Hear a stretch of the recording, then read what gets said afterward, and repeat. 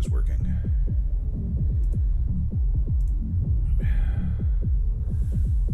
All right. Oh.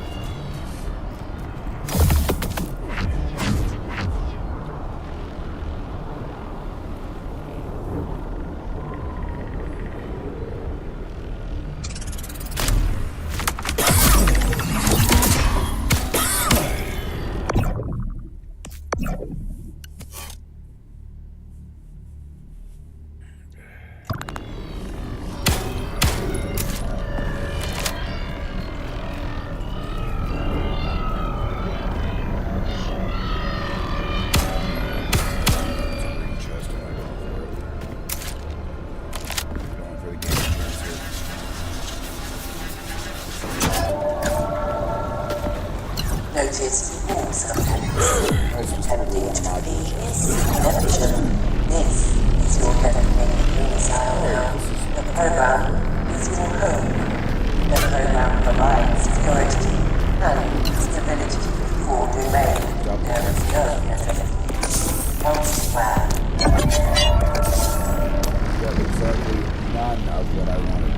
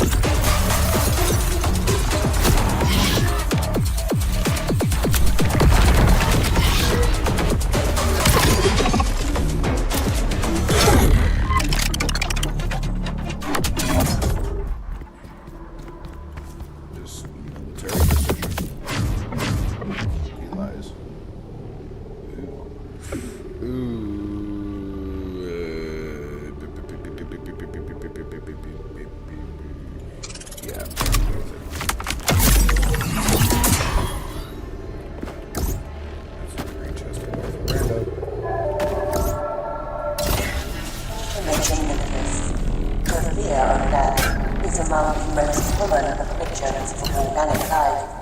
Therefore, subjects should remind themselves to live the image the program now provides them. Be thankful for your new eternal life. I've seen you before.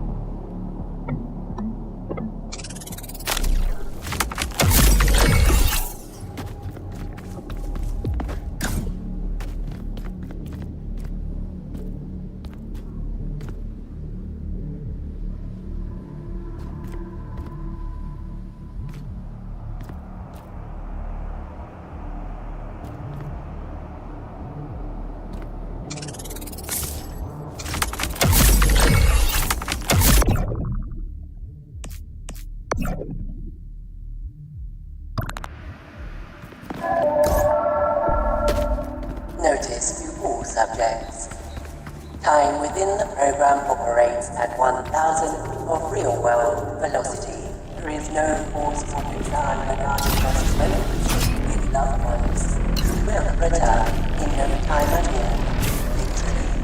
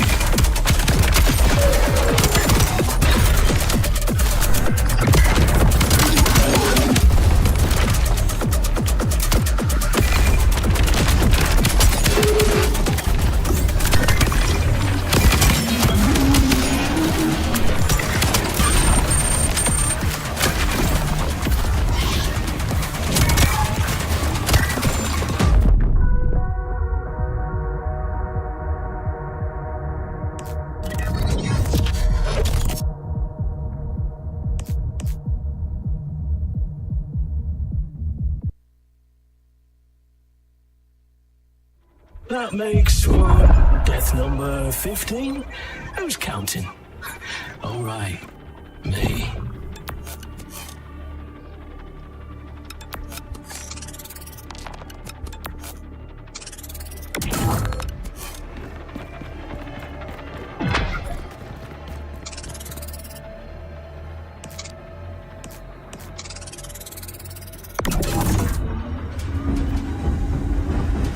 Subject 1473 Observation protocol initiated.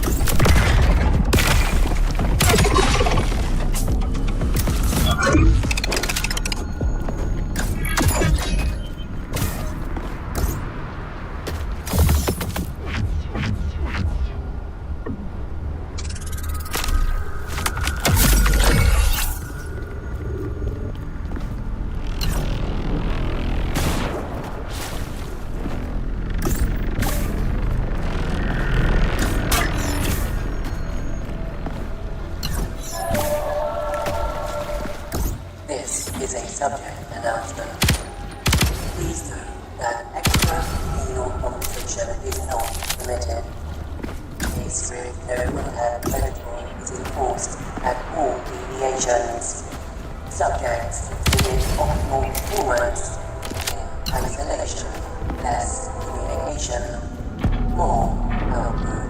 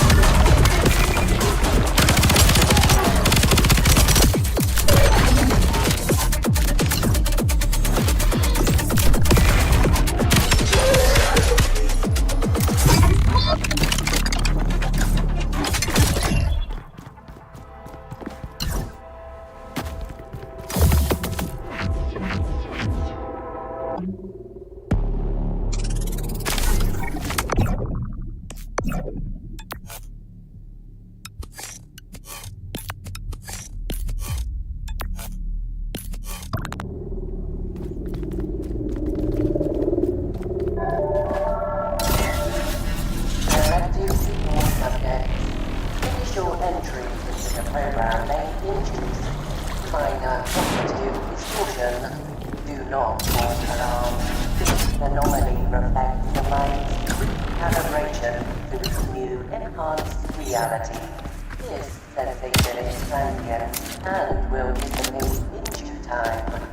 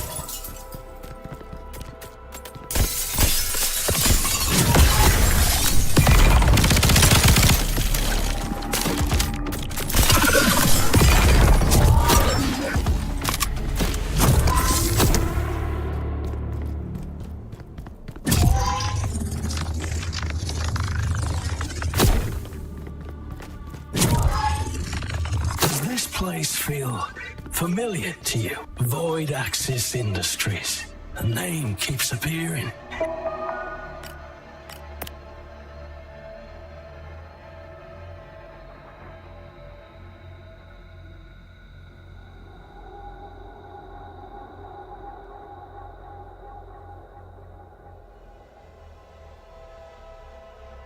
Every iteration, every cycle, it's always there, somehow. They're linked to all this.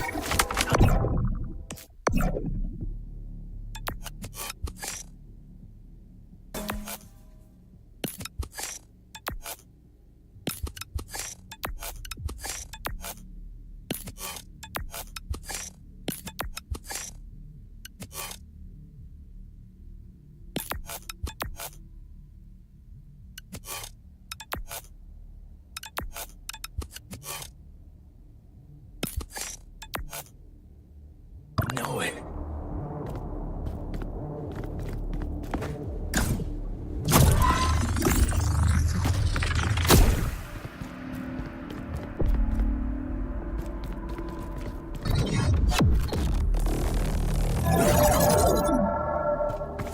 Notice.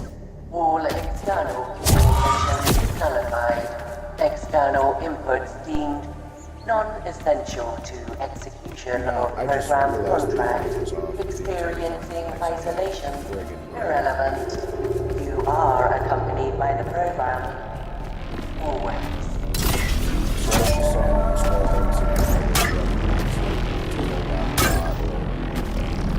the 360 no scope thing.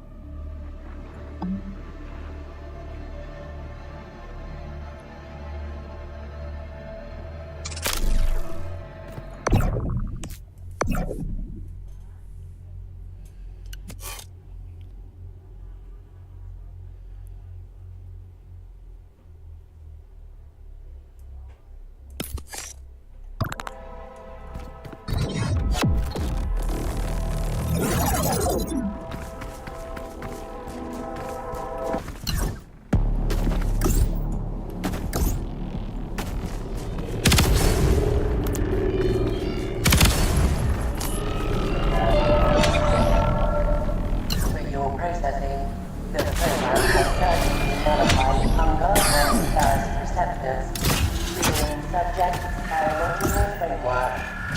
Implementation allowing maximum engagement with the program, free from interference or biological inefficiency.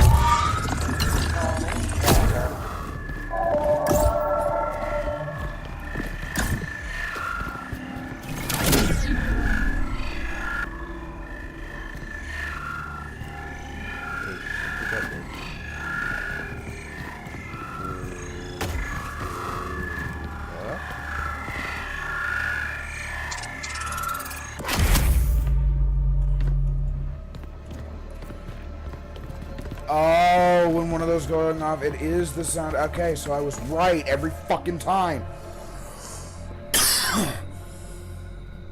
That meant that one of those things was around and I just didn't find it. I thought I was right on that.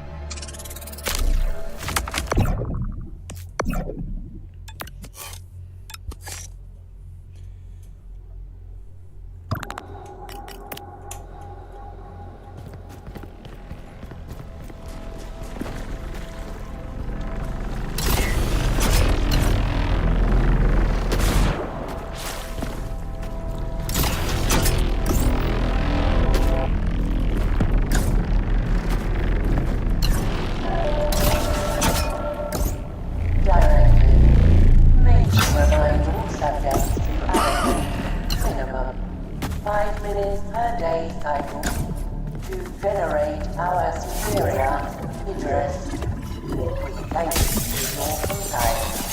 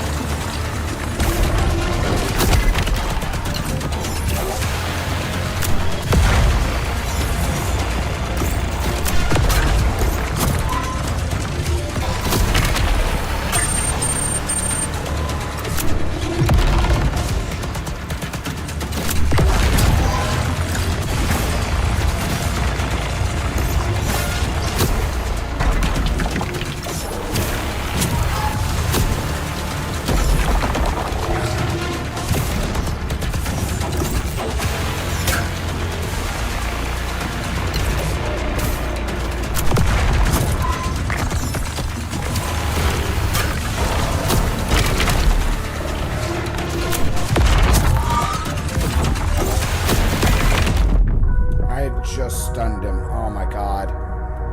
Oh, that is so wrong. I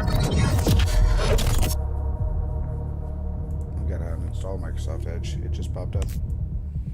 That is so wrong, though.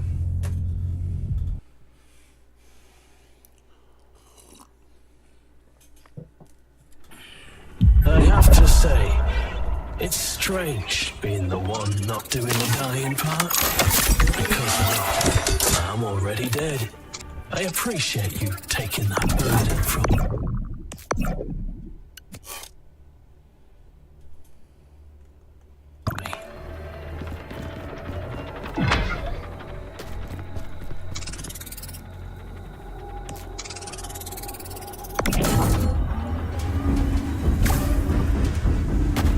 Subject 1473.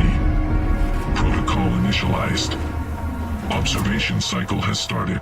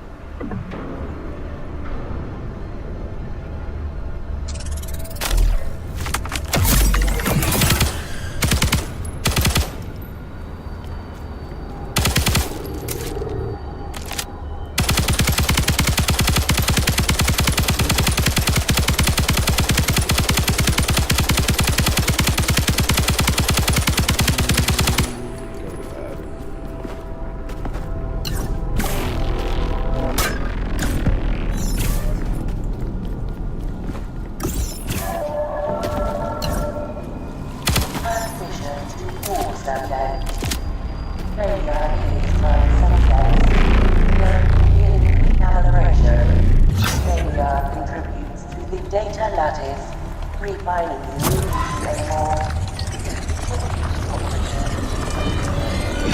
Mass one, signature, and override parameter.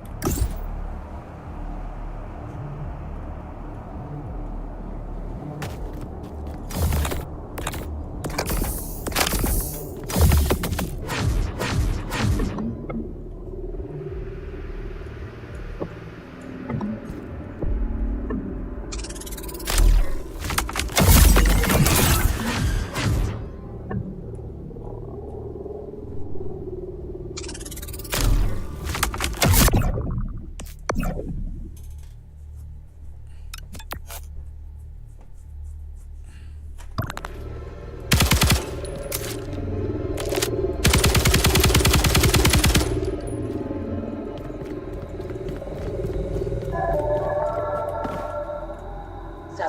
alert. Any entity attempting egress from the containment area will fail. Permanent destination remains secure. Release the program. Forward.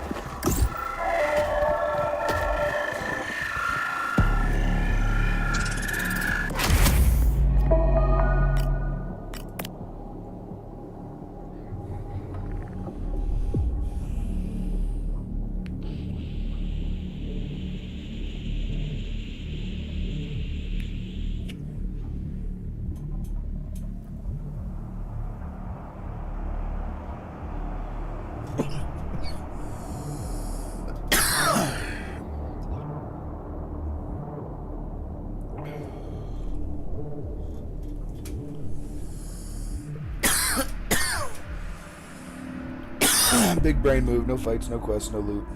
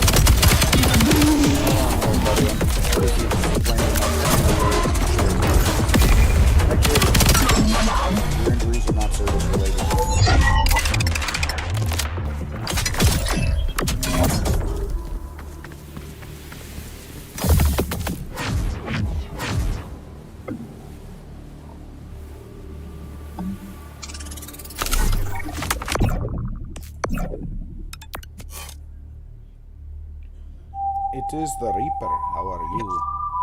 I'm good. So, in the game I'm playing, right? Yeah. You have spaceships and shit, right? Yeah, it's the Warhammer 40k FTL. I was hearing about that. No, it's not that game, you fucking moron. Okay, I thought it was. My bad. No. This is an actual open world spaceship faring game. Like Starfield.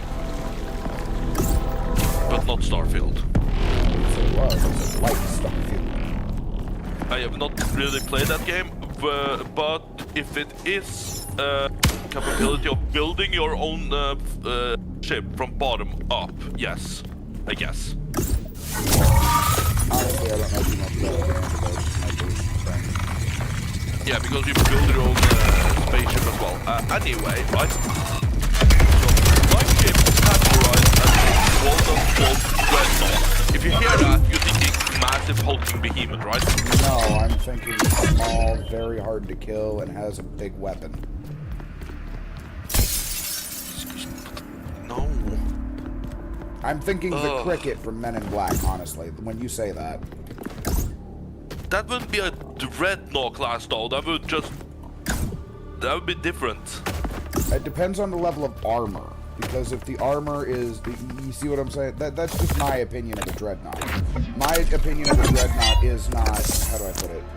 Bigger is better. My opinion of dreadnought is the hardest thing I can imagine to go against possible. Yeah, but usually that would also mean big. In some cases. I could see where some people would go with that, yes. Yes, because where most quote-unquote meaning of dreadnought is the combination of a dreadnought and a destroyer class ship. Okay. Kinda. Or a flagship. Kinda. That is what most games say is dreadnought class, is what we would classify as a flagship. Which means massive hulking behemoth with the most ridiculous fucking weaponry is possible, right? Okay.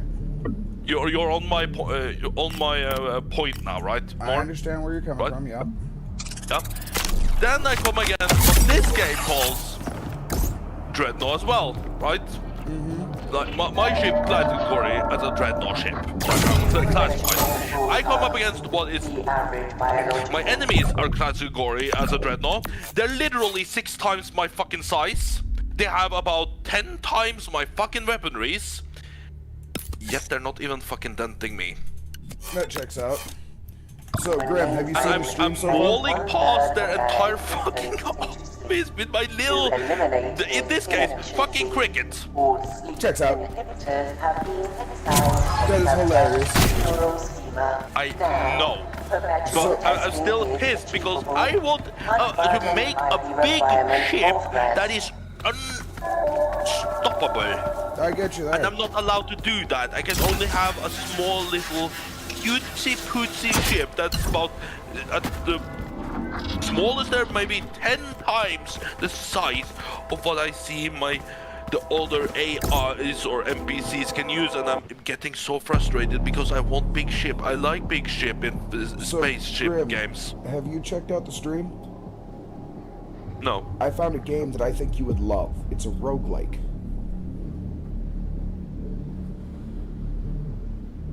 It's also in early access. This thing isn't even V1.0 yet.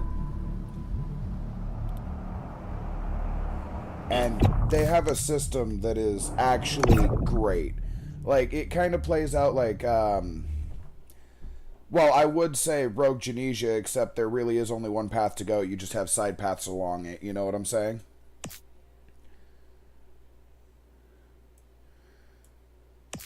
Like, it does have side paths, but they all lead the same area, and it's pick one, lose the other kind of thing, you know what I mean?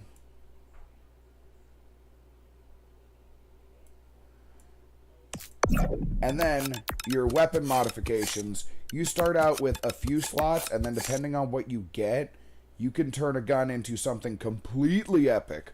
Or, you could completely nerf your entire mechanic before you go into the next fight, and not even know it. You know what I mean? And then this here is how you gamble.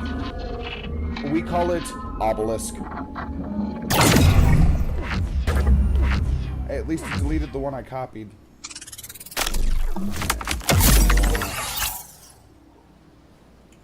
Take that. Yes. Now, each weapon module also has its own weird thing, where certain ones like this give an extra execution to the mod below it, or this one gives a mod execution to the mod below it. And then certain mods, like this one, gives you the ability to fire an additional projectile. If you have a repeater, like this one, which has another exception to it, it adds more projectiles. Or, like, the dash spike. Dude, they have things like melee deletes items. Plus, two, the world is pretty voxel-based, so if you have an enemy running at you, yeah, you can throw your grenade and stun them, which if you stun them, you gain health and ammo off of them if you kill them. Or, you can wait till he walks in front of you and drop the fucking building on him.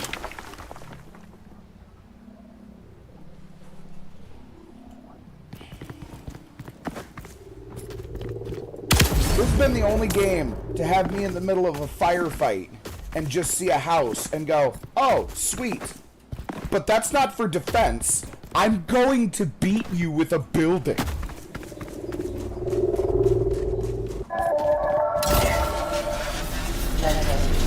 Your program has nullified all impact damage variables. Subjects will now experience zero harm. All high buildings. Plus, there's dual currencies. You got the in-run currency, and then you got the in-game currency. None of it's microtransaction based. One is upgrades for your runs. One is for items in the runs. And you're all being watched by this giant AI named Idris. And it's straight out the Eye of Sauron. Nice. You see what I'm saying? It has every meme necessary.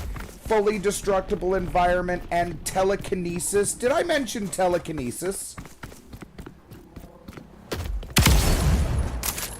Did now, at least, if nothing else. So, your biggest way of making health is by stunning enemies. The best way of stunning enemies is to go grab an explosive barrel with telekinesis and shove it in their face.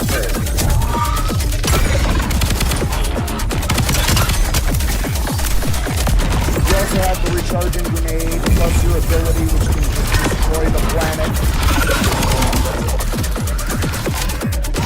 Oh, and right now, I also call my ship the Apocalypse because you know how destructive it is.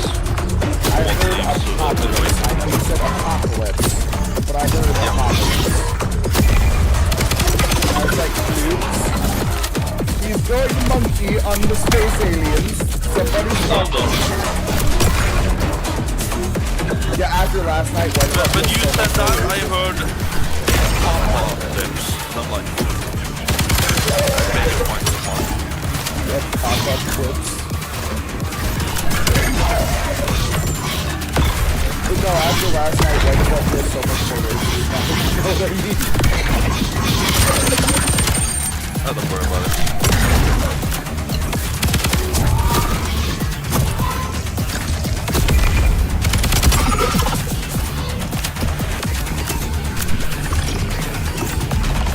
Look, I just know one of these days he's gonna pop in with the filters and all he's gonna hear is freeze the base spot. And he's gonna go, I'm fucking sorry, what? Oh, we didn't discuss this.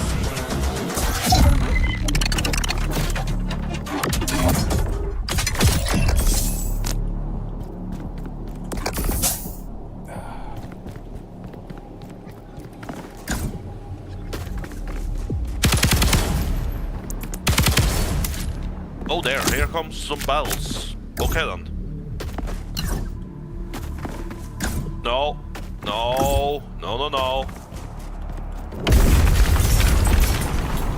Dude, the destructive wave ability's badass. I can wipe out a house just by waving my hand.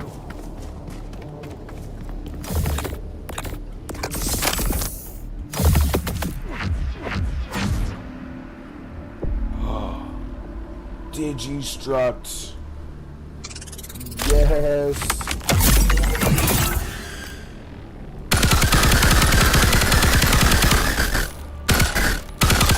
Oh, dude, look, I can't even fire my gun now.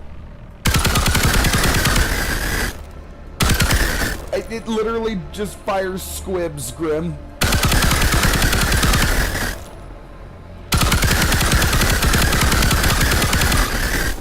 You know how funny that is? That is funny indeed.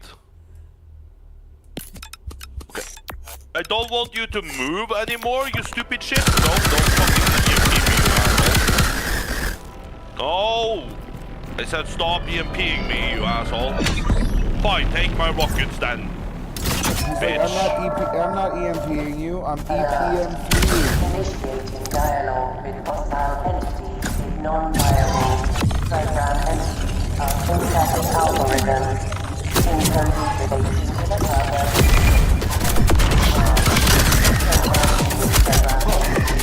Always fun to play.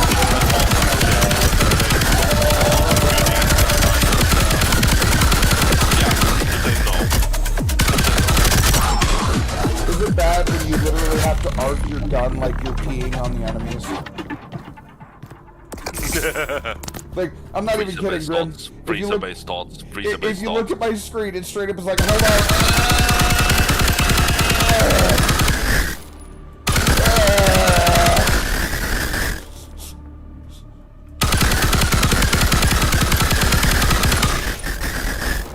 That is very crappy bullet range, isn't it? Sorry, I didn't watch that. Hold on, I'll do it again. No, I'm in the game here, sorry. Okay. Well, look, if I stand... here, I'll tell you this. If I stand on a 7-foot rise, alright, and I aim at a 70-degree angle, to give it the most height possible for the most distance, it goes 6 feet. Oh, interesting.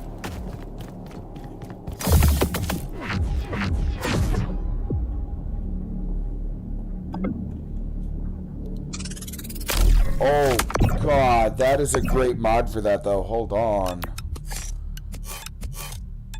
Ooh.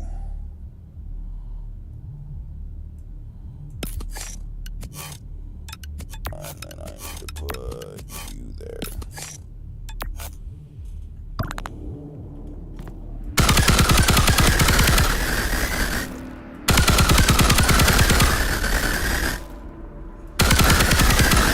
Now my bullets have a damage orb around them.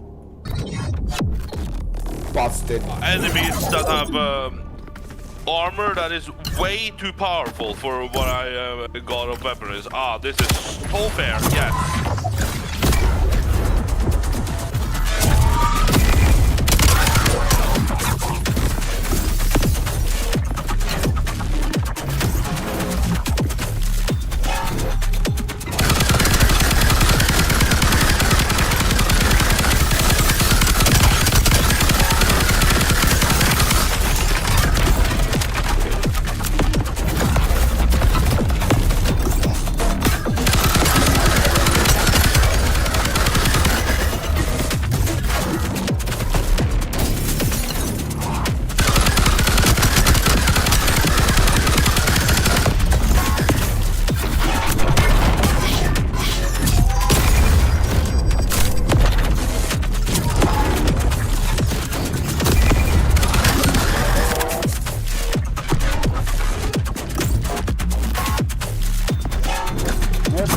Give him the piss cannon.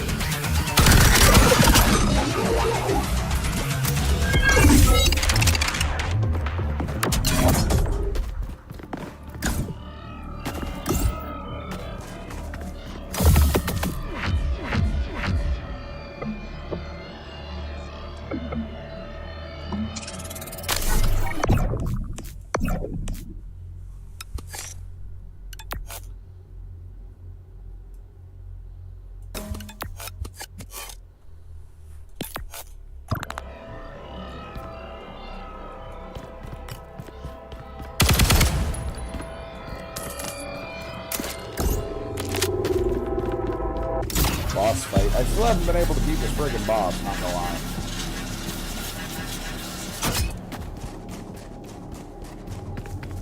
The boss fight in this game is pretty bullshit, Grim. Just fair warning. Like, how bad does it have to be for me to just say, okay, this is just bullshit? It has to be bad, yeah.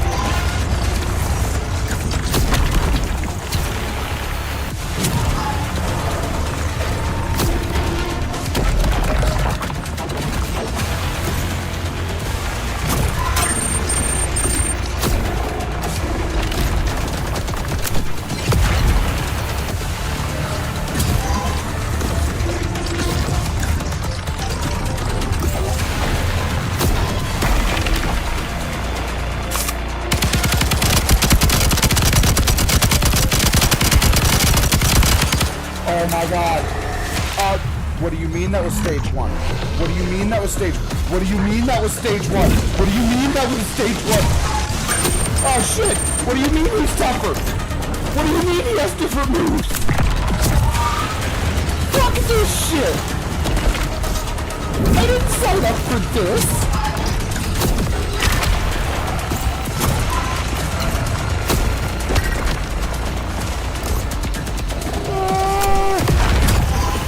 Please, sir, not my butthole. I don't think he's listening. I don't think he's listening.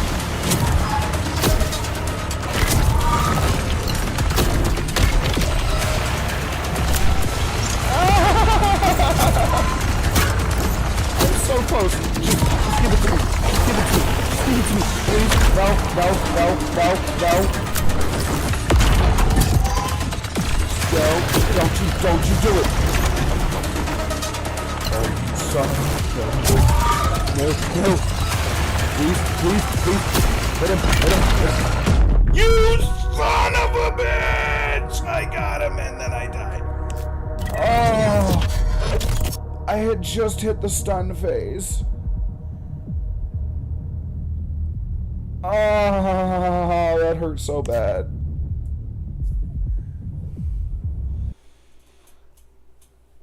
Oh, I was right there. If at first you don't succeed, try and try again. Although here, it's less try again and more get ripped apart repeatedly. Well, better luck this run, eh?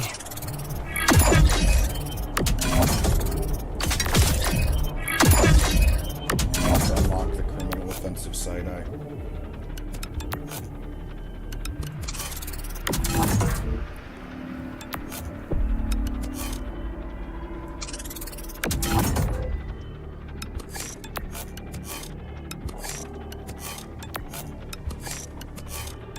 Move up there to see what's there. So yeah, this was the boss I was trying to beat last night right before we tried cards.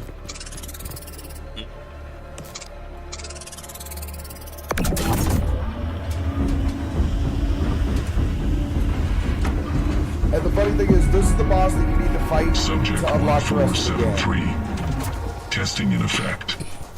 Observation protocol initiated.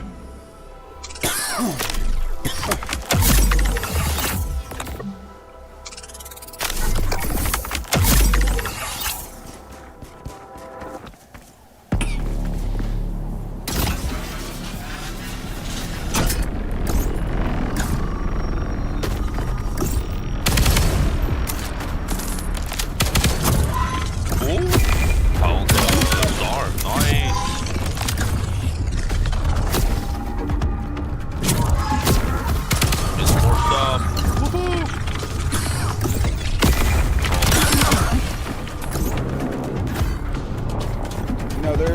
satisfying about watching somebody run at you with knives only to drop the food on them.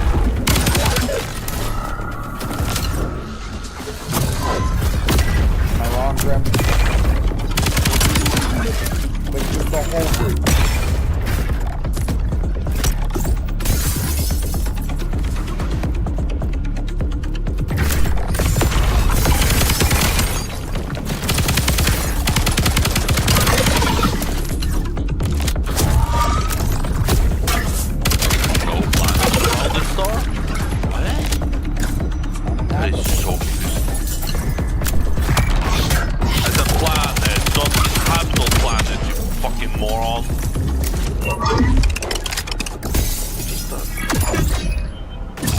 Well, not every star has floating planets.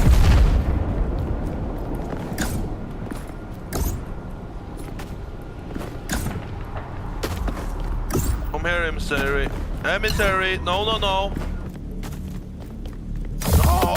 Oh, you little emissary, no! Ooh, blast cutter or scatter net? I am busy right now, sorry. I will not.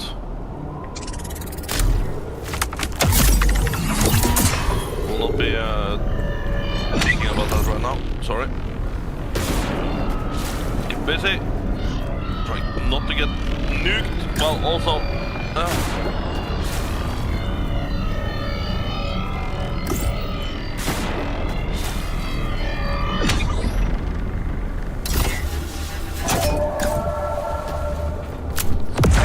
Alert. Program output dramatically has fallen beneath required thresholds during the Earth-temporal cycle. Consequently, Garrus performing subject will be deactivated. Extend your condolences as they dissolve into the eternal void. Farewell, subject 2943.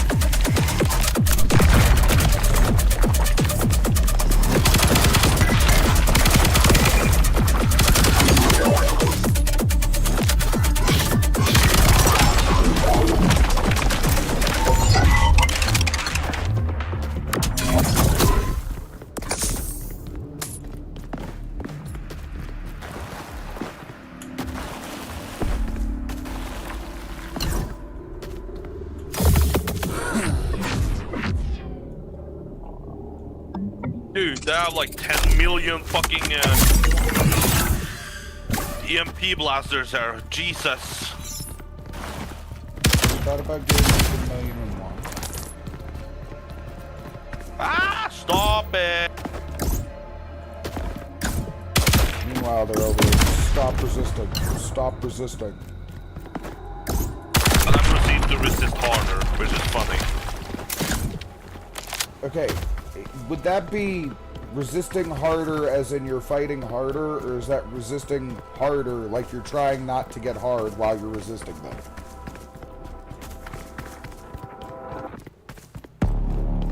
have questions. Neither, it's just I'm using more firepower. So resistant harder as in you're fighting them harder. The Got environment around you is meticulously fabricated for maximum algorithmic view, constructed into a three-dimensional it. horizontal. When the shop has a door and you just walk through the window instead. Because fuck them anyways.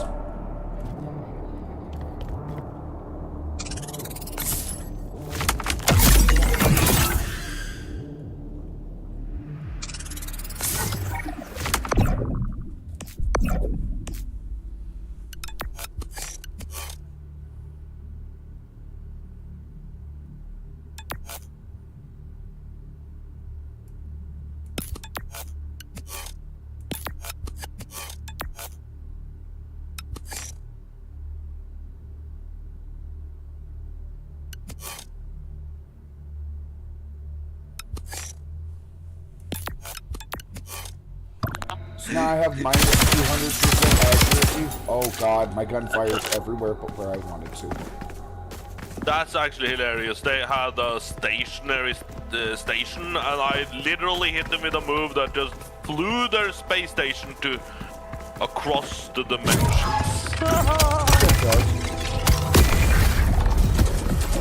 Dude, I walk in and I just start getting kills because they broke the building around them.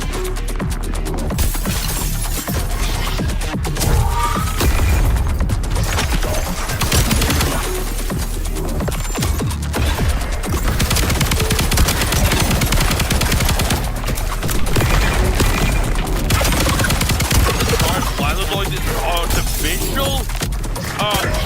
Did I find Cybertron? No, you found my secret lab. Get out. No, I mean an entire planet that is artificially made. Yes, So I that need is a Cybertron. planet for my lab. So this is Cybertron.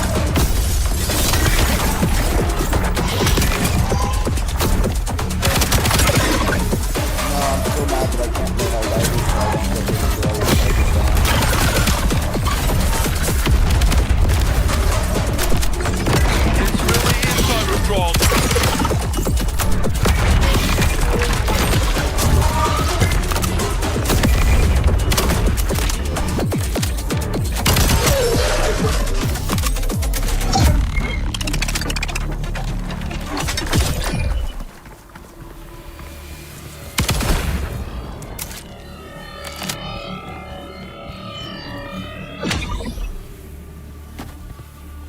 There might be something down there.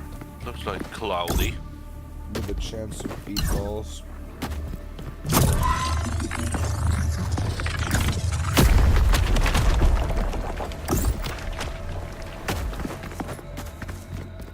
Shut up.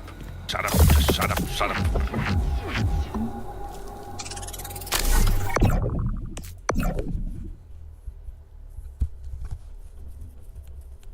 You know it's bad when you don't only have to tell somebody to shut up. You have to tell them to shut up, shutting up.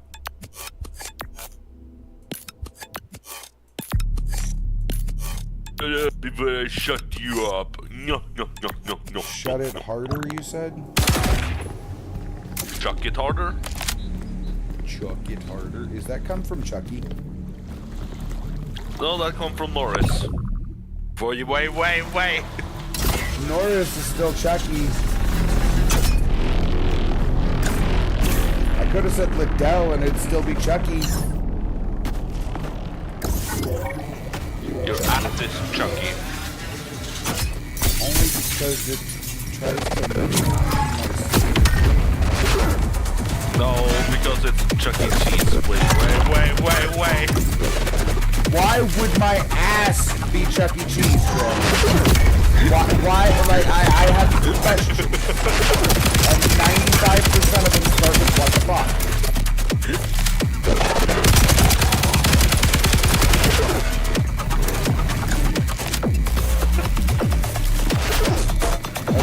Life is gone.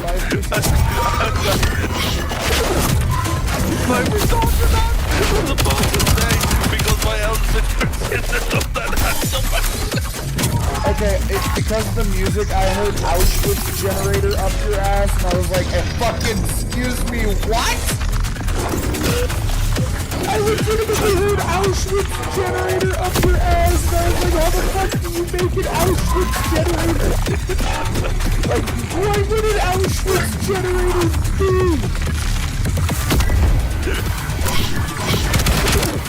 Grim, I'm confused.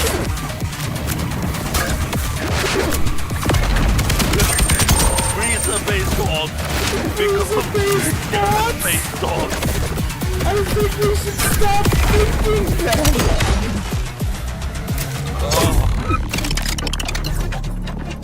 And Auschwitz generator, what did you even say?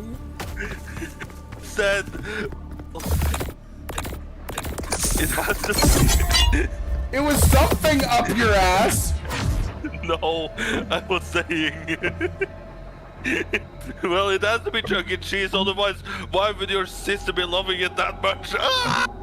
Oh dear God, I would rather go back to the Auschwitz generator. Not gonna lie. As I was saying, that is so, weirdly enough, so much better. Weirdly the fuck enough, I misheard better.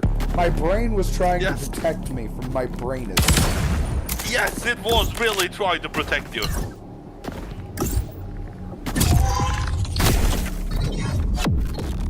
So I found some weird mods in this game, such as the NoScope.360 module.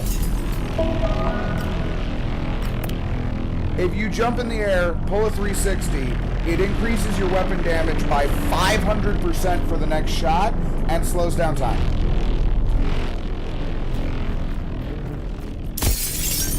Interesting.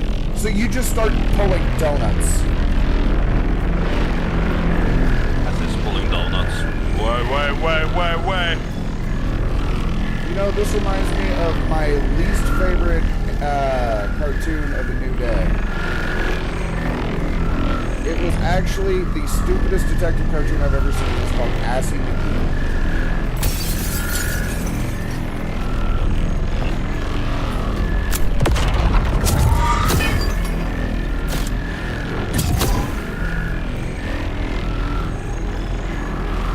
I found the damn thing.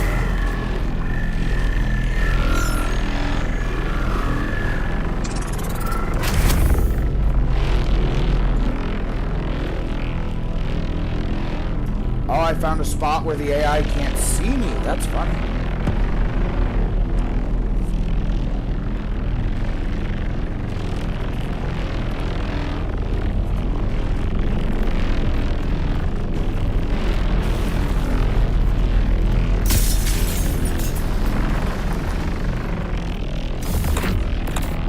But yeah, no, Assy McGee was literally a walking ass on a pair of legs.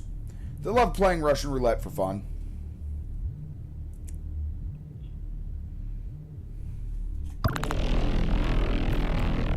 He's also supposed to be a private investigator. Informational broadcast. Experiencing pain during the testing protocol is within normal parameters and expected program functionality. Pain is an essential conduit to authentic testing data. Remember, discomfort may progress, veiled in the guise of sensation.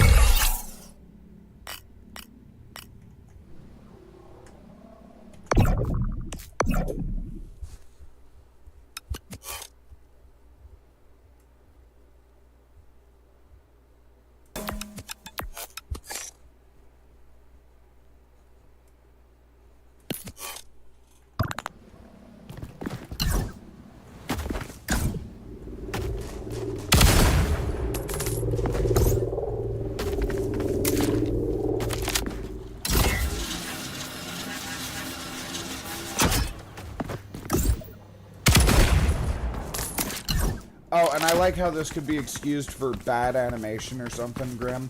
But you know how, like, if you reload, if you were to do something else in Call of Duty, it cancels the reload, right? I guess. In this one, it doesn't.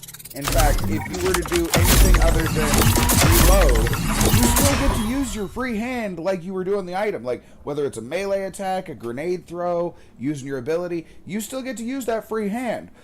But your gun ejects the clip, like you just throw it out of the gun, and then the other one floats its way around into the magazine. Normally, that could be excused as bad animation, right? Except for the fact that you have telekinesis, and that is actually explained. Am I wrong? That's pretty cool. Like, every other game I've ever seen that in has been like, okay, that's a glitch, and I understand because it's hard to pre-program multiple movesets at once. This one, I get it. It's an aesthetic. It's a feature.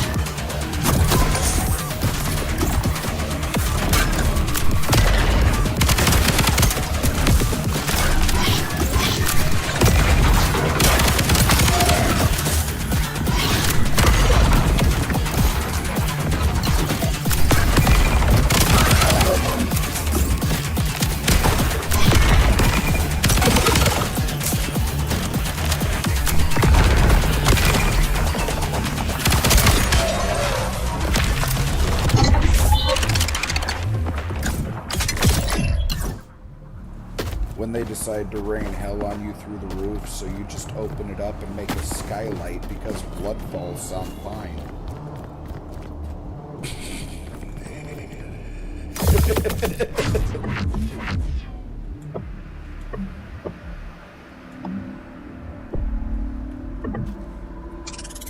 Projectiles will now ricochet to the nearest target.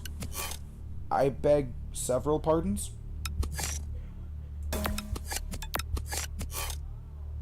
At least 3 of them are what the fuck.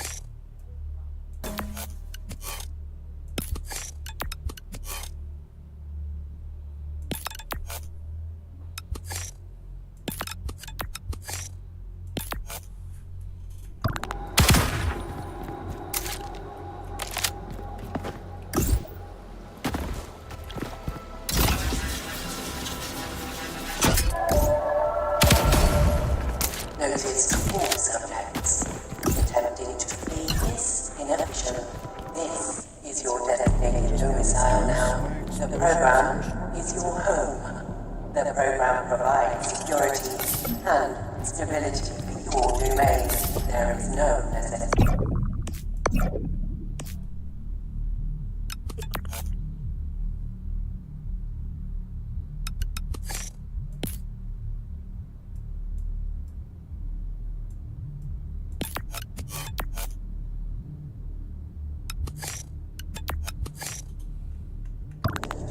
Elsewhere. Bro, this enemy had all fucking possibilities to avoid certain destruction, and he jumped in right between me and this massive hulking behemoth that was launching missiles to no end. That's like me. And they could have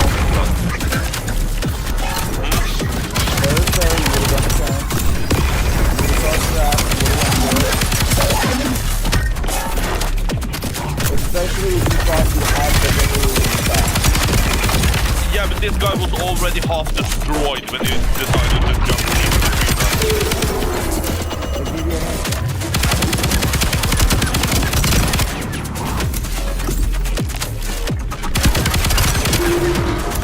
Yeah, no, at that point, I'm not doing it. I'm gonna try to see.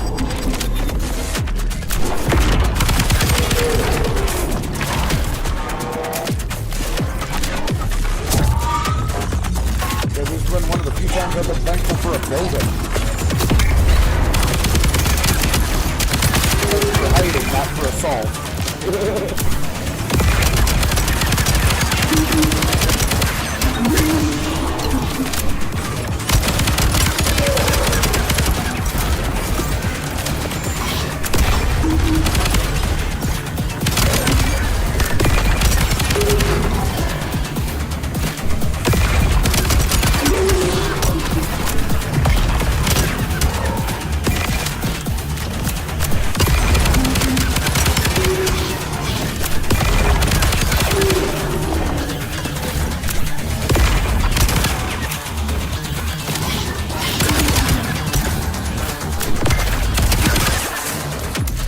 You know, it's funny, I read grunts, but my brain for some reason changes the chemical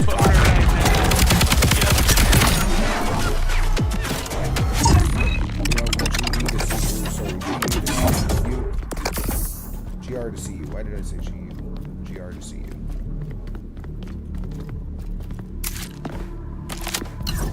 I am losing my What you voice. playing? Me? No.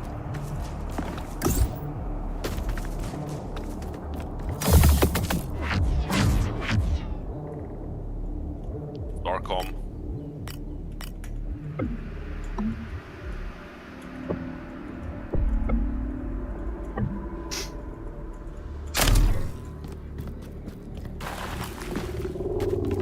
So how you doing, Mom?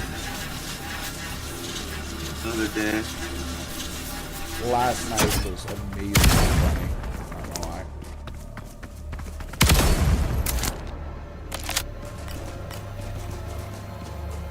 Now time for this bull crap boss fight again.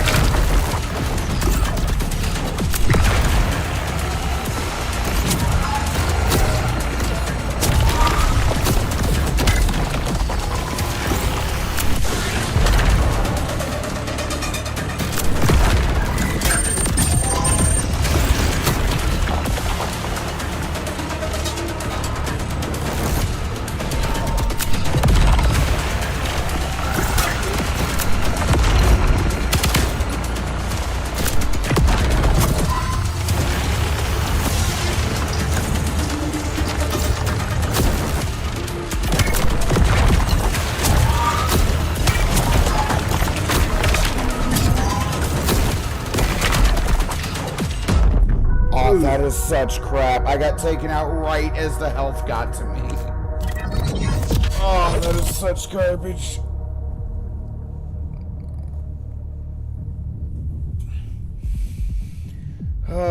Gravaxis. Why does that boss's name sound I'm gonna have to go uncharacteristically now. like See you Gravaxis? later. Have a good. Another What are you doing? Another shot at knocking Dinner turned dog. into red mist. Oh, Fingers crossed, champ. Sorry, I talked See you in a over you. bit. That was my bad.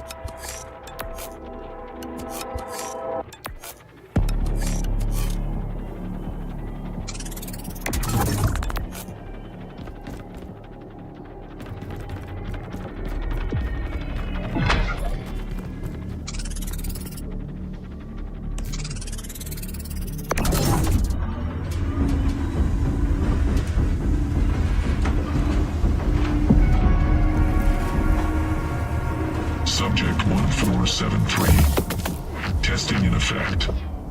Observation protocol initiated.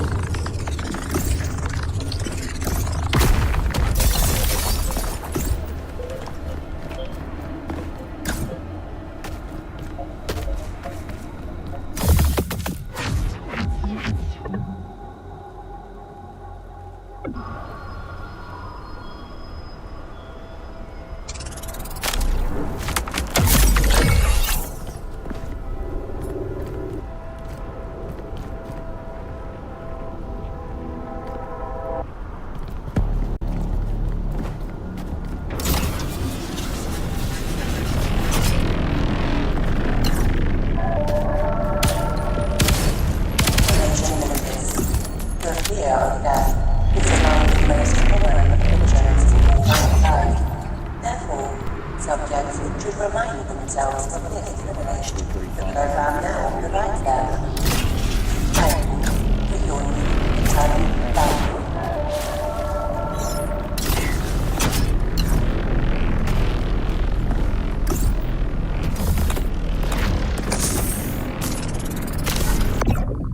Up slot repeater. So that'd have to go there, unfortunately.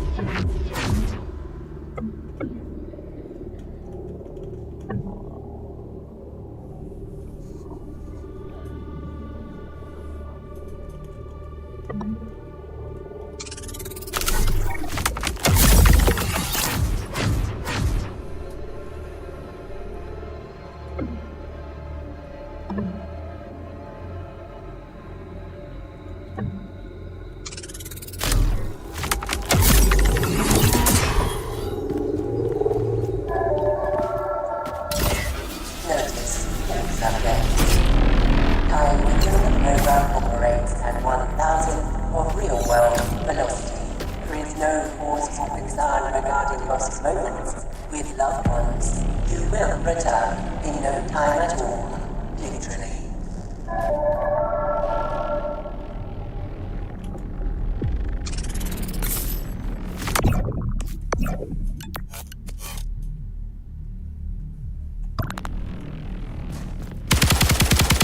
Oh, that is so wrong. The fact that I shoot from space now.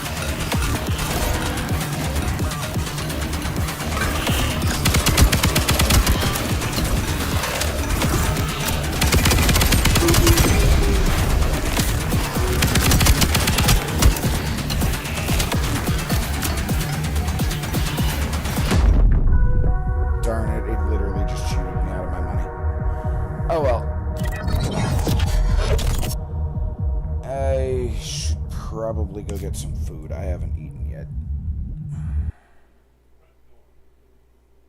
Not bad. Failed, but you fought well. Almost made me forget how doomed we are.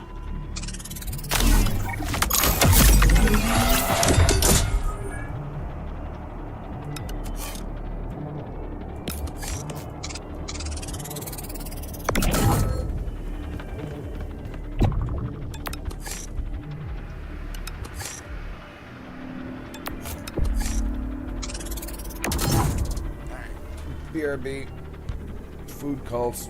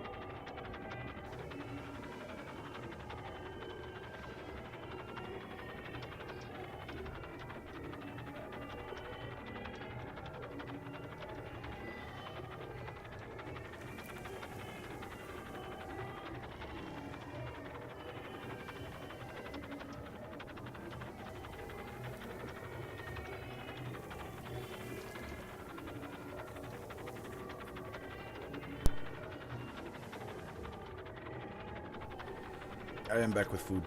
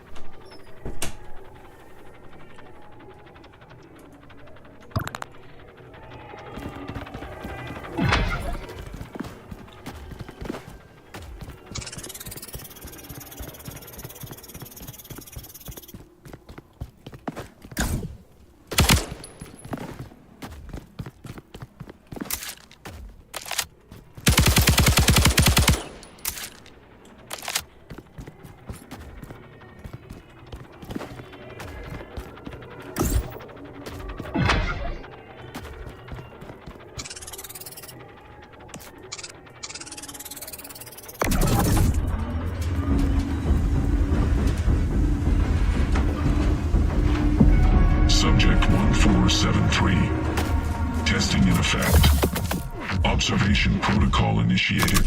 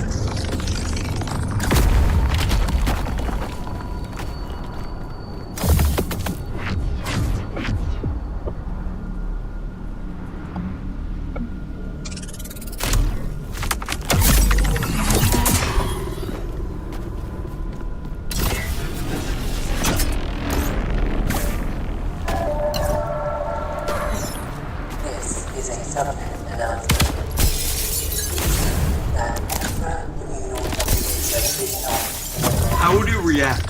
You reach down to hit your testicles, only to find out your testicles are gone. You still have a dick, but your testicles are completely gone. Try that again. How would you react?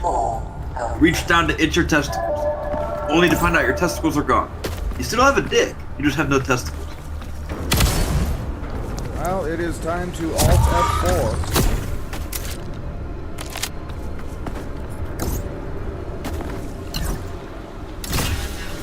That's how I would feel at that point.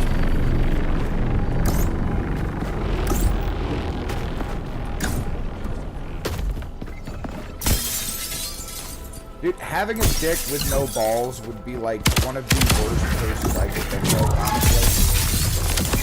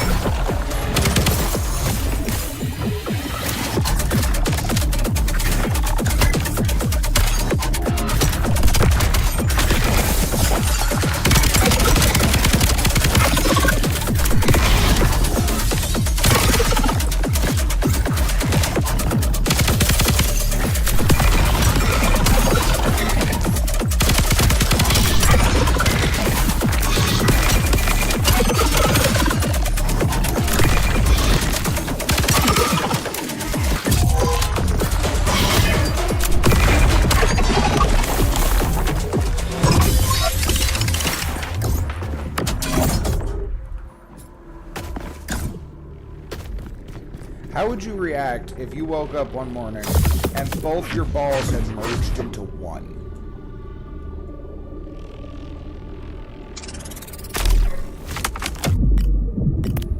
You know what I'm saying?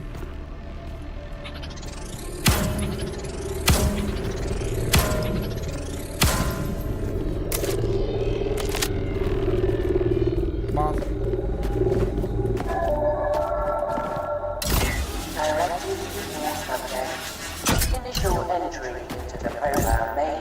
It wouldn't look any different. I wouldn't even notice. What the fuck do you mean it wouldn't look any different? How small are your balls? Well, don't think about it. It's two of the same size merging into one that would be the same size as the two already. No, one's bigger it would than the take up other. the same amount of space. One's it bigger wouldn't than look the any other. different. One's bigger than the other. I'm serious. If you feel right now, one's bigger than the other and one hangs a little bit Mine are the lower. same size. What? No, that's standard for every. It usually is one's a little bit bigger and one hangs a little bit No, lower. mine are the same size. That is I know a from. genetic anomaly. Do you want to know the reason I know? Huh. X-ray is another medical test from when I have seizures. I don't just know by feeling them. I know from literal medical tests. Okay, to be fair, I took a set of calipers to mine, and that's how I know they're different, but that's not the point.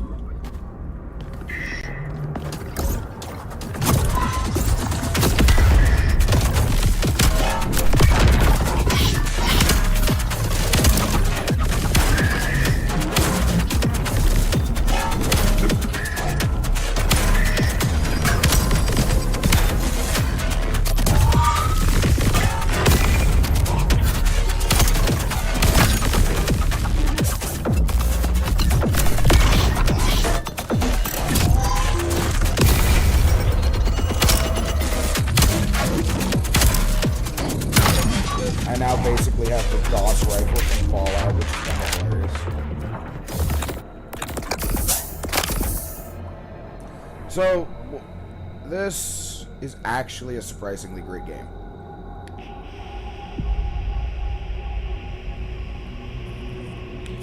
And I wished I owned it.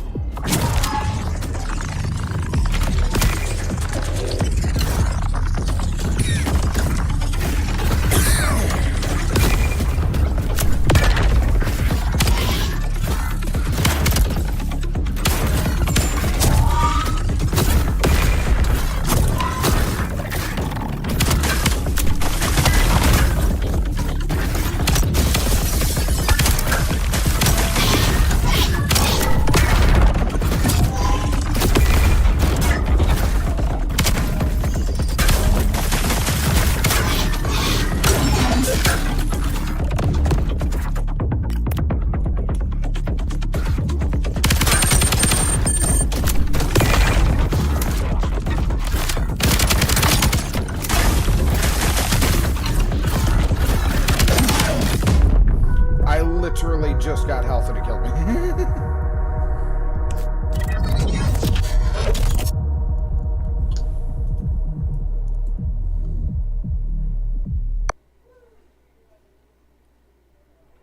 You respawn, I get dragged along.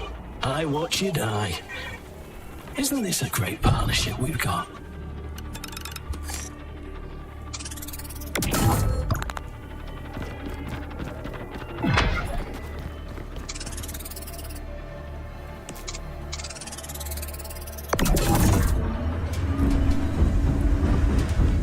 Subject 1473. Initiating testing protocol. Observation start.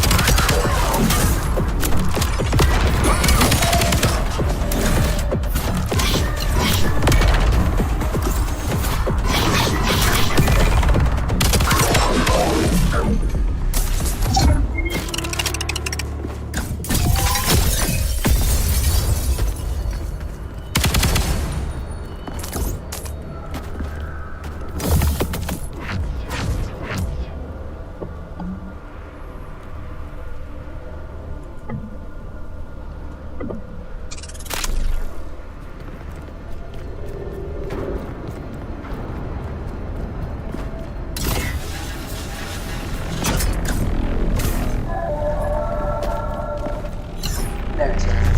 All external communications nullified. External input deemed non-essential. Execution of program contract. Experiencing isolation.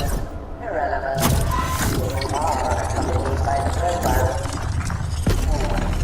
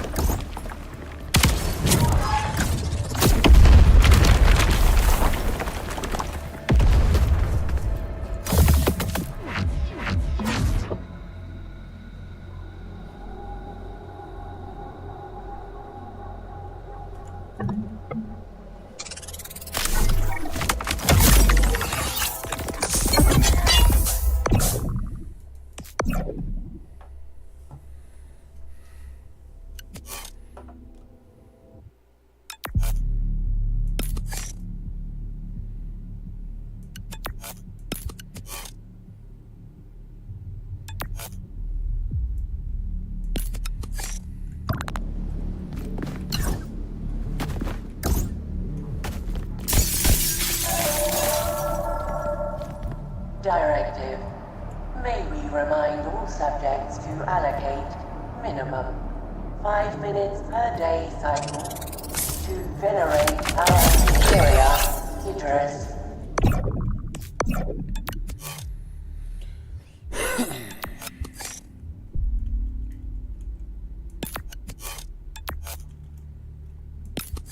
We thank you for your compliance.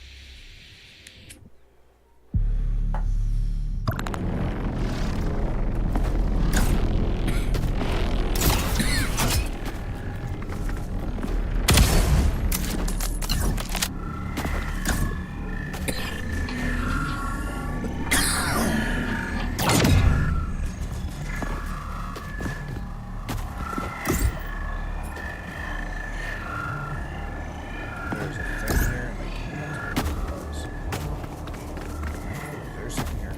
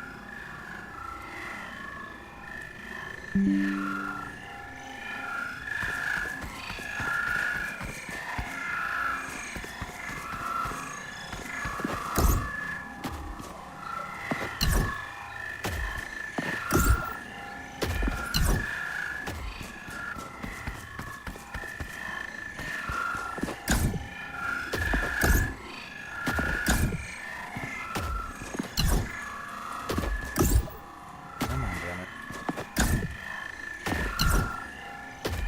It's gotta be up there.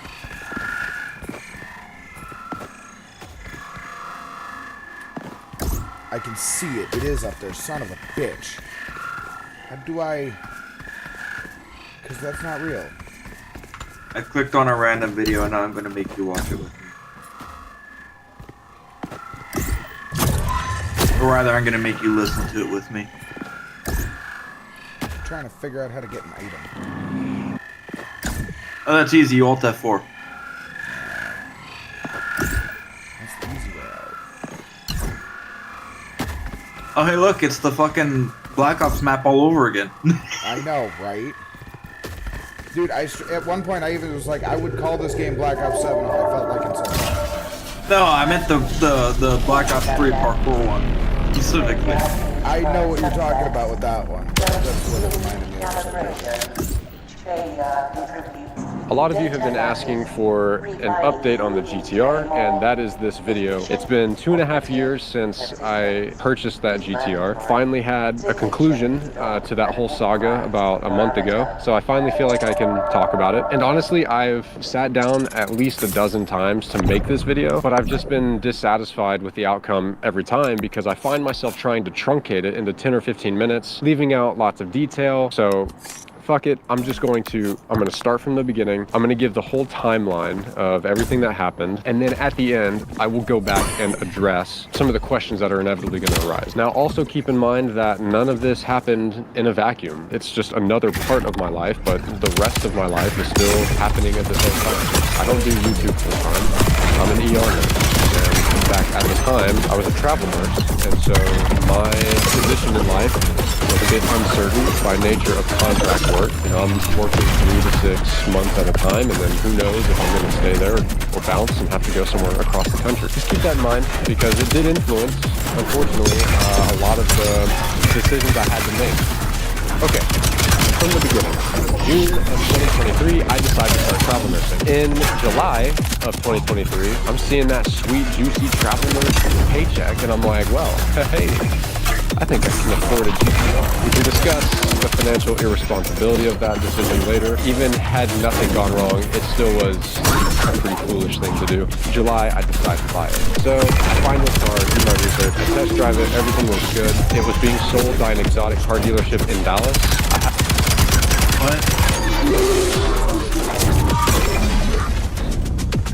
Have a third party inspect it. Notably, it was a shop that had a business relationship with that exotic car dealership, but they gave it a green light. There was one thing, it was just that the head gaskets were slightly starting to leak. So in order to sweeten the deal a little bit, the dealership said that they would pay for the shop to fix that head gasket. And so I accepted and I flew to Dallas, I bought the car, and then I road tripped it from Dallas to DC. Very shortly after I got to DC, the check engine light came on, and thus ensued 2 years of hell in my life. Obviously, when the check engine light came on, I contacted the dealership I bought it from. Didn't take long for them to start ghosting me. And so we'll come back to that in a minute, but I was left to my own devices to figure this out. The check engine light was for a cylinder 3 misfire and multiple random misfires. I've got limited mechanical knowledge, but I can do some basic stuff. So I tried diagnosing, spark plugs, coil packs, injectors. Everything seemed fine, but every time I would clear the code, I would still get the exact same code coming up. So I was like, okay, well, at this point, it's probably a valve train issue. So I started reaching out to shops. There was about 2 or 3 performance shops I tried taking it to. Lo and behold, they can't work on GTRs. Fine. So I take it to a Nissan dealership, and despite telling them what car I had and what I was coming in for. What do you mean it sounds like an injector issue? He hasn't even described what his issue was, just that the engine light came on. He was talking about multiple cylinder misfires at the same time. That sounds like an injector rail issue, not a valve. There, and then they inspect it and tell me, oh, sorry, we can't work on this. You have to go to this dealership. So finally, I land on Passport Nissan of Alexandria in DC. A week later, I hear back from them, hey, here's the issue. Your intake manifold is sitting uneven on the block. It's got some air leakage, whatever. They charge me $7,500. I drive away from the dealership. Check engine light comes back on. I literally turn it around right there in the road and go back to the dealership. I'm talking with the GTR tech. He says to me, this may be an engine replacement, but the way that Nissan does their engine replacements is they take it out of the car, they send it to Japan, they have Japan send them a new one back. And he initially tells me it's gonna be 25 grand. If it needed a new engine, that's how I mean, we could present it to him, we're easily over $25,000 to put an engine in there. As soon as I get the Nissan dealership in contact with my warranty, I'm getting a phone call from my warranty that says, hey, they quoted 70 grand to get it fixed. The warranty I had was a Not a clue, and you'll find out. Damn it, 'cause if limited it was the V8, 25K maximum. That obviously wasn't going to work. I also found it very interesting that 3 days later, I get a text from that same Nissan dealership saying, hey, we want to buy your car for $69,000. It's like, what? Were you trying to have me write it off with they quoted me for 70 on the damages after I got my warranty involved. It was just a weird situation. So I take the car back, and eventually I land on taking it to AAM competition in Odenton, Maryland, run by Mike Mahaffey and his father, Randall Mahaffey. Like I said, should have done more research, but they looked like they knew what they were doing. They had worked on GTRs before. They seemed very knowledgeable over the phone. I told them my issue, and they seemed confident that they could at the very least diagnose what was going on and then further initiate a plan to fix it. So on October 24th of 2023, I take my GTR to AAM. As soon as they scope it, I get a call from Mike, and he says, hey, who worked on this engine last? Because they clearly didn't know what they were doing. I was like, the dealership that I bought it from had sent it to an auto repair shop to get the third-party inspection, but at the same time had them fix that head gasket leak. And he was like, yeah, whenever they sealed the engine back up, they did not do it properly. There is silicone all over your engine. Now, in that phone call, he did also tell me, it looks like the wastegate on your passenger side turbo has failed. which caused the overboosting and scorching to cylinder 3. If you're not familiar with the GTR engine setup, turbo on each side, the passenger side feeds cylinders 1, 3, 5, the driver side turbo feeds 2, 4, 6. It wasn't until early December that they finally removed the engine. According to AAM Competition, in their quotation they gave me, visual inspection of bank 1 charge pipe revealed turbocharger oil, indicating a potential turbo cartridge failure. All cylinders on bank 1 have experienced extreme elevated temperatures. Cylinder 3 was shown to have white hot scorching piston edges, intake valves, and excessive vertical scarring in the plasma-coated liner. It is our conclusion that the passenger side turbocharger wastegate failed, leading to damage on 3 cylinders. Passenger side wastegate failure led to very high boost condition. As a result, piston 3 was burned and created an overall loss of power and poor engine performance. It wasn't until later I realized that in this quotation, they didn't mention any of the silicone in the engine, and that's going to be pretty relevant. So the thing is, with any of these third-party with any warranty, insurance, whatever, when you file a claim, they send somebody to inspect what they're being told. This was no different. I gave AAM all the information for my third-party warranty, which was DOWC out of New Jersey. AAM submitted the claim and told them exactly that. They didn't say anything about the silicone in the engine, and it wasn't until later I realized why. Warranty sends out their guy, they inspect it, and apparently AAM convinces them that that's exactly what happened. And so they approve the claim for $25,000. My warranty didn't cover poor workmanship. It's my opinion that the shop in Dallas that had a working relationship with the exotic car dealership I bought it from, when they replaced the head gasket, they didn't properly seal it up right. This was a workmanship issue that preceded the turbo failing. In my opinion, it was because of all this silicone in my engine that things got clogged up, turbo ended up failing, overboosting that side of the engine. AAM knew that my warranty wasn't going to cover a workmanship issue, and they were looking for that sweet, juicy payout of 25 grand. So they submit to my warranty company, oh, it was just a mechanical failure, not preceded by any kind of workmanship issue. Fast forwarding ahead a little bit, whenever I found all of this out, I contacted and notified DOWC Warranty, and they were like, oh, well, we already paid it out, so your account's closed, and there's not really much we can do. We kind of calculate these losses, and I'm like, are you kidding me? That's another thing is, I'm not sure why the warranty paid everything up front with no work being done. That's not usually how that should work. Usually they have to see work progress in order to pay out. Anyway, that's neither here nor there anymore. In March of 2024, the warranty payout is finalized. I put an additional $6,500 down for deposit because it was going to be a little bit more expensive than what the warranty was covering. Late April, I get an estimate. Okay, it'll be done by, I think they said by like May 21st it would be finished. So I book a flight to Odenton, Maryland to pick it up. That week of May comes around. I call them just to verify, hey, I'm gonna be flying there. Just wanna make sure everything's good. This is when Mike tells me, oh, I'm sorry, but we had a delay in getting some of the custom parts for the engine. We don't have the pistons yet. Okay. In June, they finally have the pistons, but it's the wrong size. Okay. All you really need to know from June to December of 2024 is it was the same story. All these delays. You know, it was anyone but AAM's fault. Oh, they sent us the wrong pistons. There's COVID shipping delays. Once the engine finally got to the machine shop in July of 2024, from there on, it was just the machine shop's backed up. The machine shop's backed up. They're having delays. Oh, this part's done, but this part's not done. It was all smoke and mirrors. And I started to realize that when they started dodging my calls. It got to the point where by November and December of 2024, I had to use burner phone numbers in order to get a hold of them because they knew my number. They were starting to ghost me, essentially. That's when I started to realize everything they're telling me is smoke and mirrors. In December of 24, I lawyer up. In late January of 25, we finalize a demand letter to AAM, and we submit to one of the district courts of Maryland a replevant action as well as a breach of contract suit against AAM. And it's hilarious. There was a moment where they were trying to serve Mike the papers, and he literally hid in the closet. Like they could see, they have a glass storefront, and they see him hide in a closet. Like, the guy obviously knew what was going on. From January, after we served him those papers, all the way through March, didn't hear from Mike or AAM Competition, nor did I try to reach out to them per the advice of my lawyers. In early April, I get a call from Mike. Hey, we're having to close our doors. We're filing for bankruptcy. We're shutting down the business. But we're gonna move your car and the project to another shop of your choosing. Now, this was obviously a ploy by him to stall because he didn't want this lawsuit to go any further. So I asked him, okay, does that mean you have all my shit? Like, where's my engine at? Do you have that yet? And he says, no, it is still at the machine shop, but we've got our guy going to go get it. And I was like, okay, well, where is that? Where's the machine shop? He goes, oh, it's a local one. I'm like, no. Where the fuck is my engine? I want the name of the shop. I want the number of the shop. And I squeezed it out of him. He finally gave it to me, and we hung up the phone.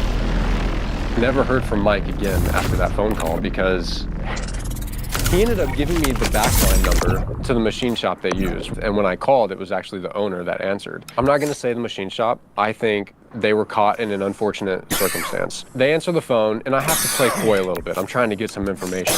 And I say to him, hey, my name is Lance. I spoke with Mike Mahaffey over at AAM Competition. I've got a GTR that they're supposed to be working on and building.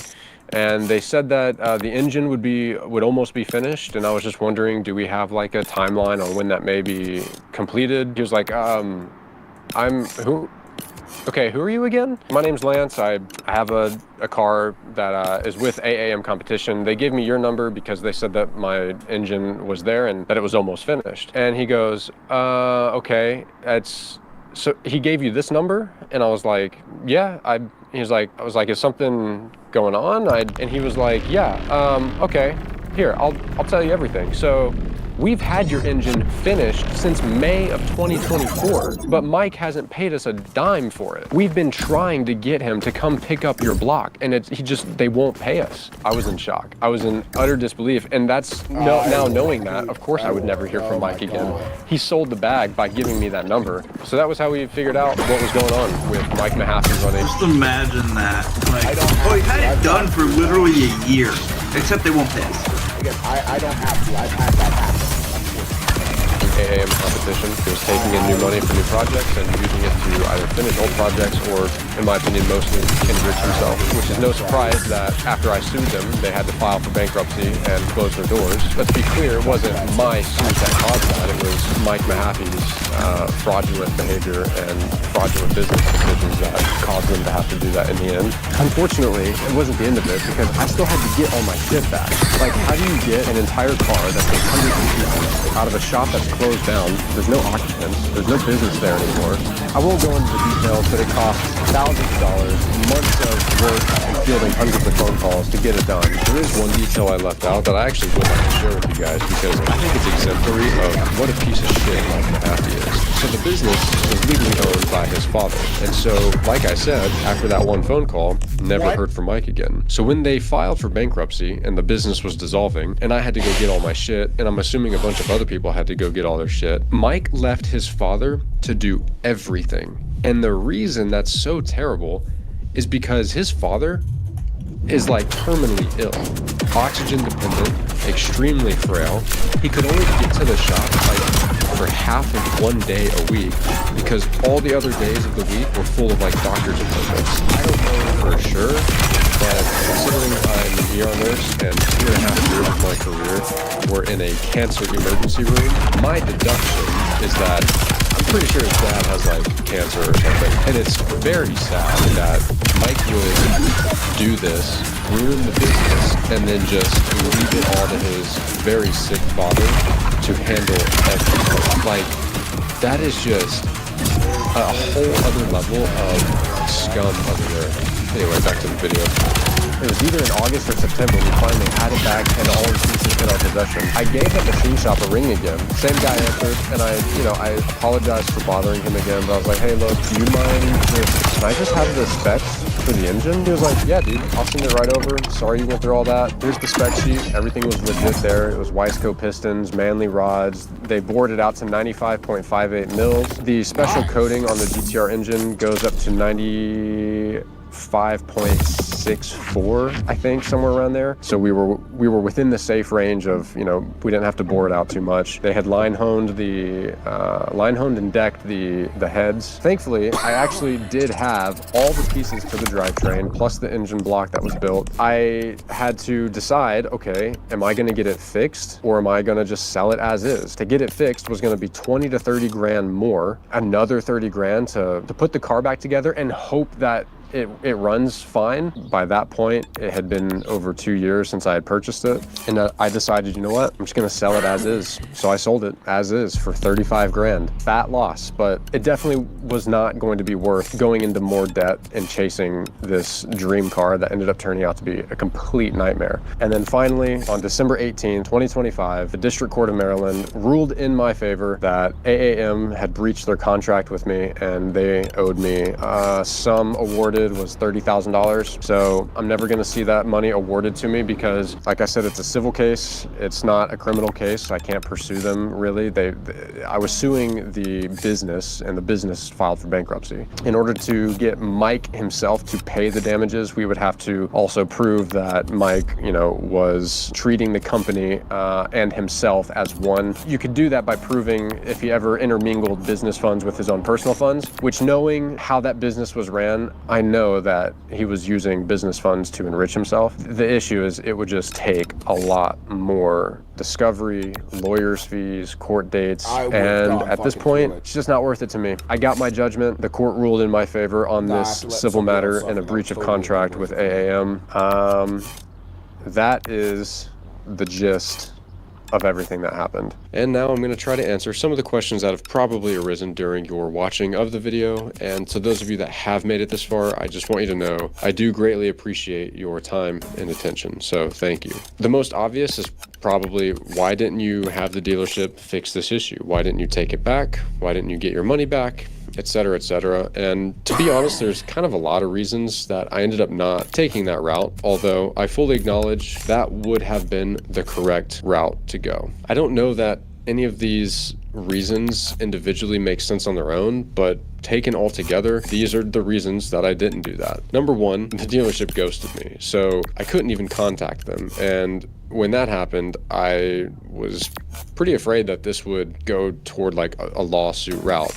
Go figure, that's how it ended up anyway. You know, this is the first time something like that had happened to me, and I didn't know if I even had any ground to stand on because I had just driven the car 1,800 miles, and it was a few weeks later, and the check engine light's coming on. So in my head, I'm already kind of arguing for them that they would say something like, well, you drove it X number of miles, it's been this many days or this many weeks, so we aren't responsible, you signed this, you signed that, we aren't responsible. I shouldn't have made those arguments for them. I should have just pursued that direction and let the lawyers figure that out, but I didn't. Logistically, I was also kind of just in a difficult position. I was travel nursing. I couldn't miss any work. I would have had to, I guess, shift the vehicle back to the dealership. I would have had to fly back as well to confront them in person. It was just going to be something that I didn't think financially I could afford to do. Again, I recognize that I put myself in this position by making an irresponsible financial purchase, but it is what it is. I accept responsibility. The third reason is going to sound a little bit ridiculous, but I don't think the issue is as bad as it ended up being. That whole time I was taking it to different shops and different dealerships, like I was driving it that whole time, and honestly it drove kind of fine. The more I drove it and the closer it got to that date that I finally took it to AAM, it was starting to get a lot worse, but I mean, it was kind of a progressive issue. An unfortunate consequence of that slow development of the issue was that, in fact, now it had been almost 2.5 months since I purchased it. Surely, in my head, the dealership would find some way to deny any responsibility for the check engine light. The long and short of it is that I thought that diagnosing and fixing the issue would be the more cost-effective route. Turns out that that just wasn't the case. Another question you probably have is, once the car was with AAM, why did it take so long for me to figure out what was going on or pursue them or whatnot? And the answer is because I wasn't there. 3 months after I dropped the car off, my contract in DC ended and I had to move across the country. I've been on the West Coast ever sense. Almost everything in this video I've been having to manage basically through phone calls and email alone. It wasn't until about the 1 year mark I finally reached out to a friend who lives in that area and was like, hey man, I need some help with this. Like, I need somebody to go lay eyes on the car and kind of track the progress of the project. That was when we kind of started getting the ball rolling and figuring out, okay, something's up. And I was able to finally start hiring the lawyers, and things did finally start getting moving. Another reason is just notwithstanding the fact that I wasn't physically there, I am in general just a more patient person. I don't ever want to be a burden. I don't ever want to be an annoying customer. Also, I'm not the expert. I'm taking my vehicle to people that claim to be the experts. I'm the type of person that just puts my trust in those people that they're not going to screw me over. And unfortunately this time it really kind of did not work out. I guess that's it for now. I'm sure there's going to be more questions. I'm happy.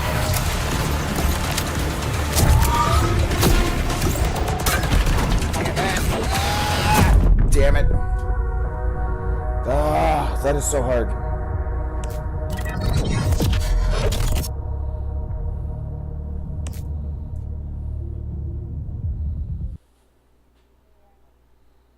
Back from the dead again. I'm starting to lose count.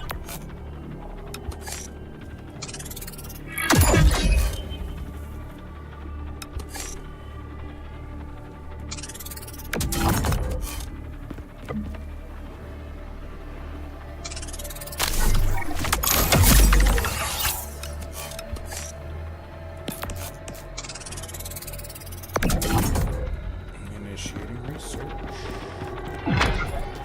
Up, thing. But no, I totally would have pursued that lawsuit at that point. He needed to make sure that fucker got what he deserved. When dangerous jobs spring to mind, often things like soldiers, oil workers, firefighters, or police are the first thing inspected on your list. But one that usually follows this vocational hell is that of those who work digging underground. I mean, it's not surprising. The risk of deadly air, cave-ins, explosions, basically the list is endless of ways that you get injured or killed. On top of that, you've got the horror of being trapped. This would be the subject of today's video. An underground explosion followed by a trapping of which only one person would survive. Concerningly, the event happened fairly recently, 2006, and the cause is still a matter for speculation. Today we're looking at the Sago mine disaster. My name is John and welcome to Plainly Difficult. This video wouldn't have been possible if it wasn't for my YouTube, Patreon and Ko-fi members. If you want early access to the channel's videos, then you can from just £1 per month. And as always, links will be in the comment below.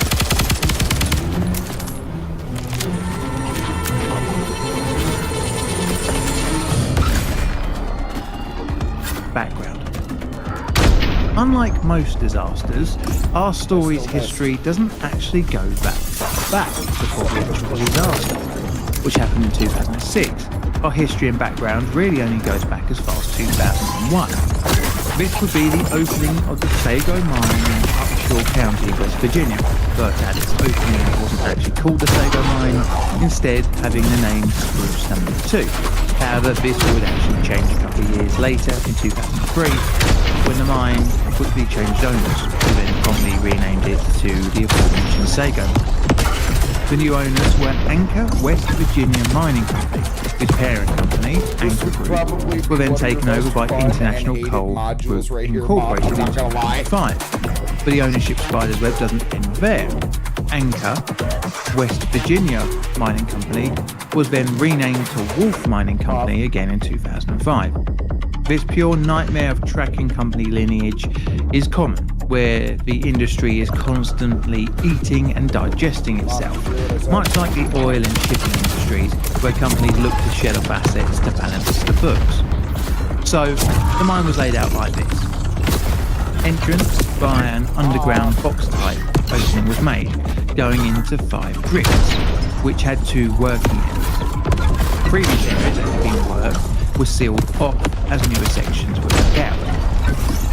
The mine is staffed with 145 employees working 2 production sections over 2 shifts per day, and 1 maintenance shift Monday through Thursday, and 1 production shift and 1 maintenance shift Friday through Sunday. The working sections are located 2 miles from the surface. The transportation of workers and material is accomplished by battery-powered man-driven vehicles. The coal is mined via remote-controlled continuous machines. From the machines, the coal is then transported to the surface via a conveyor belt system. Ventilation around the mine was provided by a fan placed at the number 5 drift. This pushed air into the mine and assisted with ventilating the humans and machinery within. The ventilation is vital for safety, as over 90,577 cubic feet of methane is released during operations in just a 24-hour period. The mine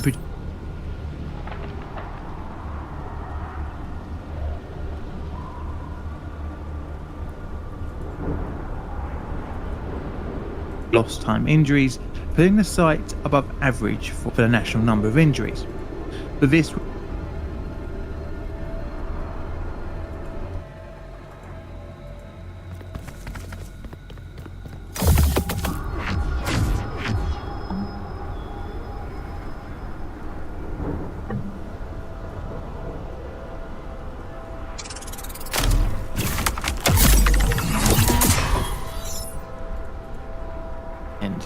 with the start of shift at 6 AM on the 2nd of January. However, before the machinery could be restarted, checks had to be done by management. This would take place in the early hours.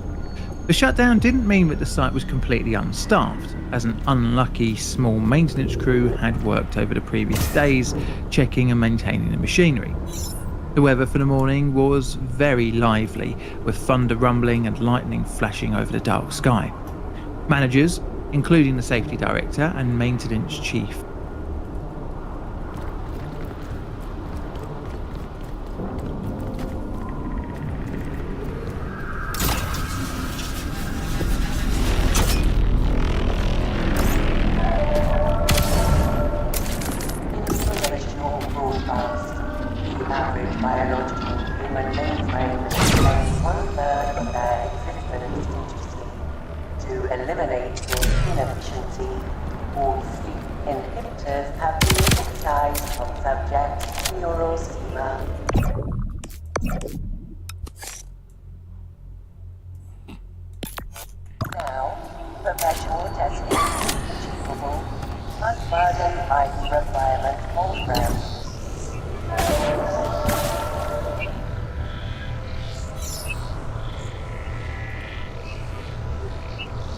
I didn't mean for you to leave the chat. I was trying to figure out where you...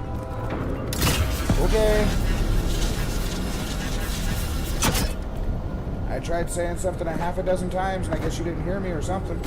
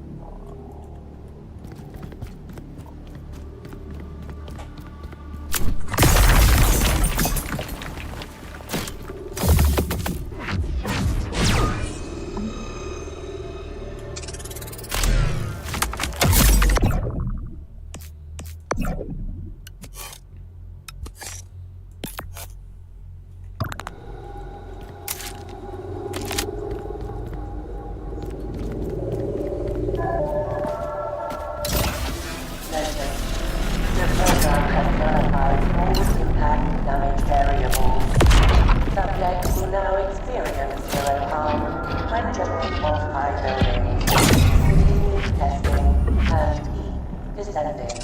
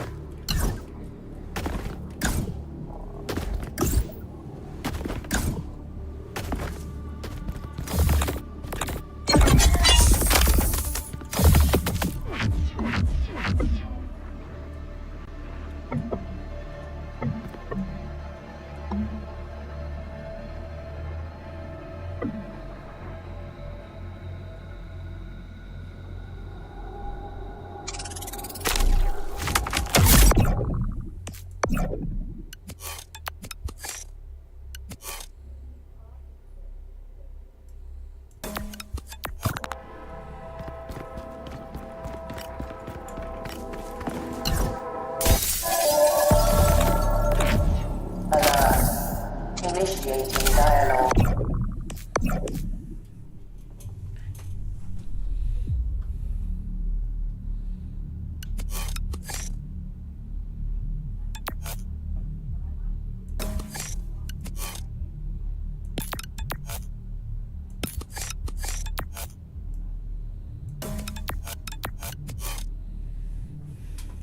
Hostile entity is non-viable. Program entities are synthetic algorithms, encoded with a singular purpose to execute harm. conversing with program entities will lead to certain decimation.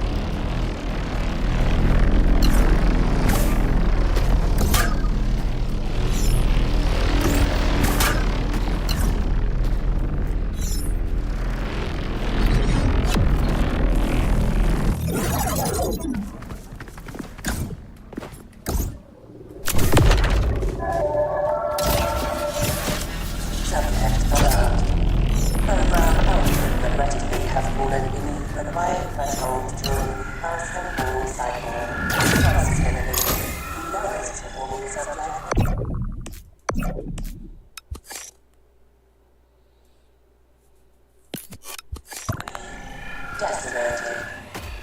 Extend your condolences as they dissolve into the eternal void.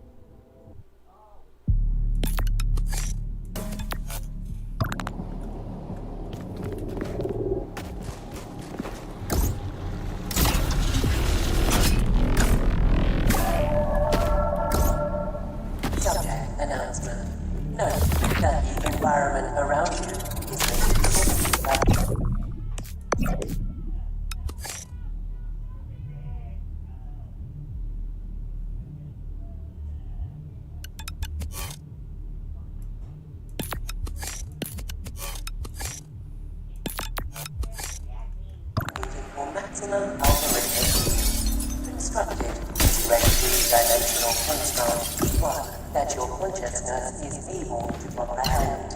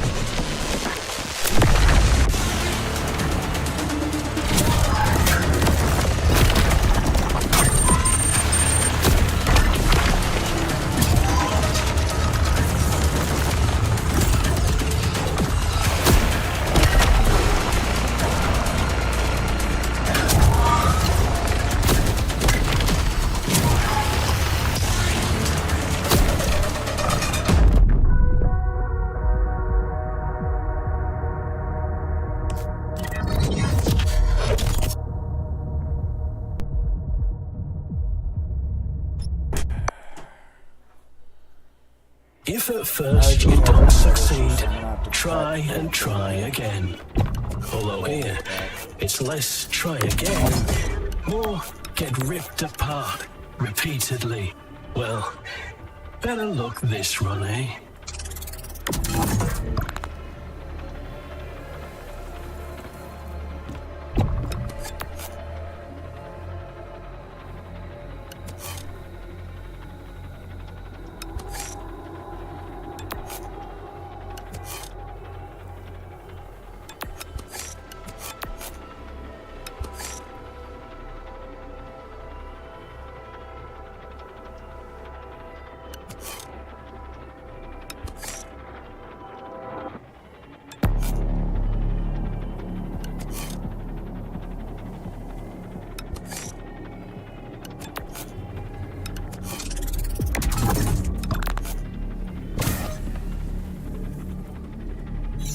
Alright, BRB stream. I'm gonna have to be right back after I finish fixing my internet issue.